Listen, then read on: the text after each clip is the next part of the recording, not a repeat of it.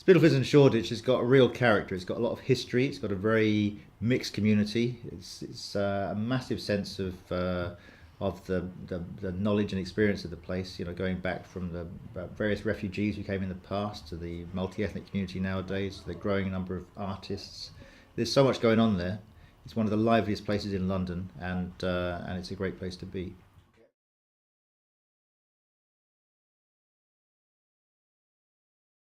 Absolutely, yes. It's a bit like if people know Covent Garden in central London. The character of Spitalfields is a bit like that in a way. It's a sort of jumble of all sorts of complicated things going on, but it's a lively place to be. It's a good place for young people.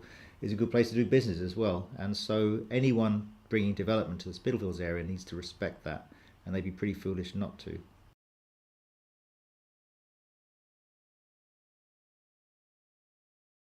The Bishopsgate Goodsyard has been empty for about 40 plus years now, and it's broken the hearts of many developers who've come along looking at it because it's quite a difficult site to build. There are railway lines alongside it, underneath it, from different angles. There's listed building problems, so there's a conservation issue across a lot of the site.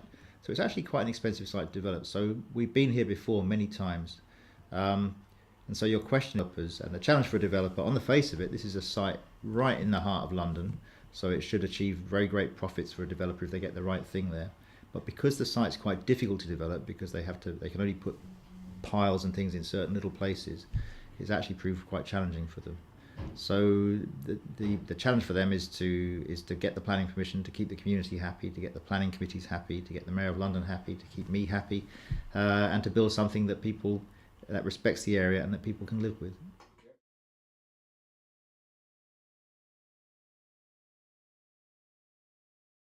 Well, in principle, the way the planning system works in the UK, you take account of the concerns of the local community because the community is involved in drawing up the planning framework for the area, and then the developer has to work within that planning framework.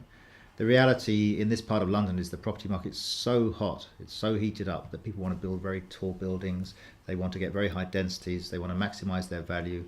The sale values of residential properties are way out of the reach of most local people, so there's a real sense of disjoint between what people want and what the market is providing there.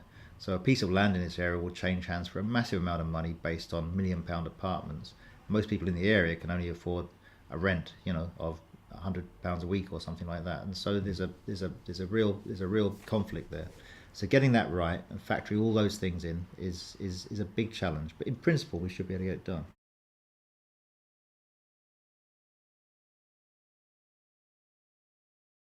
The housing situation in Tower Hamlets and Hackney is in a state of real flux and turmoil at present. When I went to live in the area, for example, so over 30 years ago, it was a low rent area with predominantly low income families living there in mainly public housing.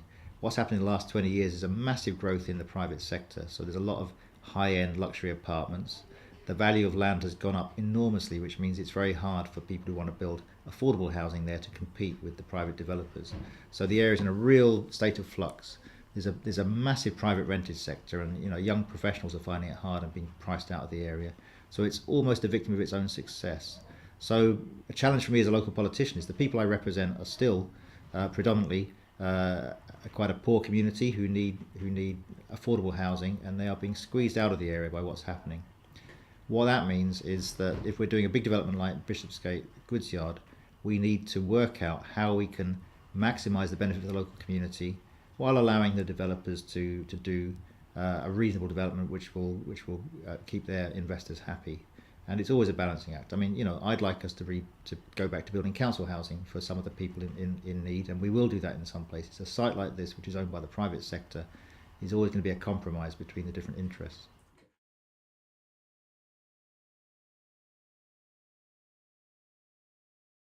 They will provide housing, but most of it will be high-end housing. There'll be some private rented housing, some of which will be the modern definition of affordable, which is still way above what most people can afford. The developers are talking about 10% affordable housing on the site, which could mean only about 3% of it being affordable for people on lower incomes.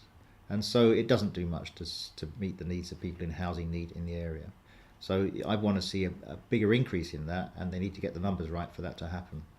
It's always complicated because on this site there are other things happening. So the developer wants to build this a wonderful new park on top of the old railway viaduct, which will be very exciting. They want to build some new retail, which will be quite good. It will help complement the stuff that happens in Brick Lane and Shoreditch already. Um, they also want to provide some affordable workspace. So this is on the edge of the tech city area where there's a lot of high-tech industry in London. So it's not just about housing, it's about providing space for business and industry to move into the area. And it's not just about IT as well, it's about craft industries, about jewellery, about the design, about the fashion sector. Keeping those on board in the area is quite important as well. So again, it's quite a complicated issue and quite a long answer, but if it works, this is a very exciting site, and if it doesn't, it's going to annoy an awful lot of people.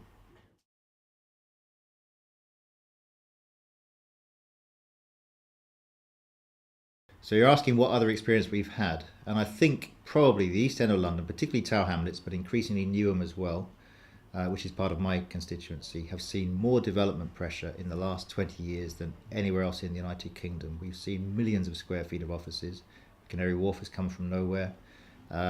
Loads of luxury riverside apartments, loads of housing developments along the main roads and on old industrial sites. We've seen a massive amount of this, and we've learnt a lot about what works. We do need to get more public investment to make sure that there is enough affordable housing for people. Otherwise, what happens is people on lower incomes just have to travel miles and miles from outer London, and it's not efficient and it's not fair, and it's not the sort of community we like living in London. We want to have a more balanced community. What we found also is there's some pretty ugly buildings that don't work, so getting it to work at the street level, getting it to work with the public transport system, making sure that you have some employment use as well as just residential. Also designing things to keep out antisocial behaviour and some of the problems of crime and drugs. So an interesting point here is you talk about Shoreditch area as being very successful, and it is a very successful area, very exciting area, but there are big problems with alcohol and drugs in the area. So we need to design a development and manage a development in a way that doesn't add to those problems. Now that may sound a pretty obvious thing to say, but there's some quite complicated things in terms of development and the policing of an area. If you're going to build a park, is it open at night? Is it sufficiently safe that people can take their kids up there and feel secure there? All sorts of issues like that, which will make a difference between it being successful and a failure. So we've learned a lot down the years. This is a very unique site, potentially very exciting site. We can make it do a lot of good things for London, but there are a lot of people in the area who are anxious about it for a bunch of reasons. One of the biggest reasons is about the scale and size of development, but other ones are about the sense of safety and the sense that what might happen there will be like a foreign country, you know. So everyone in the area, from whichever community they come from, will see this thing happen, and it will have nothing to do with them. So we need to make sure that doesn't happen.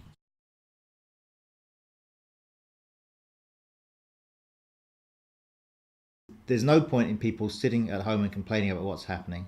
They need to get involved in making their views known about what's happening. I got involved in politics in the first place. I didn't come from a political background. I got involved because I was concerned about what was happening in my neighbourhood, and you can make a difference. You can't always reverse decisions, but you can change them and the direction of those decisions. Sometimes you win, sometimes you lose, but you can make a difference if you get involved. But I guarantee if you don't get involved, you don't make a difference.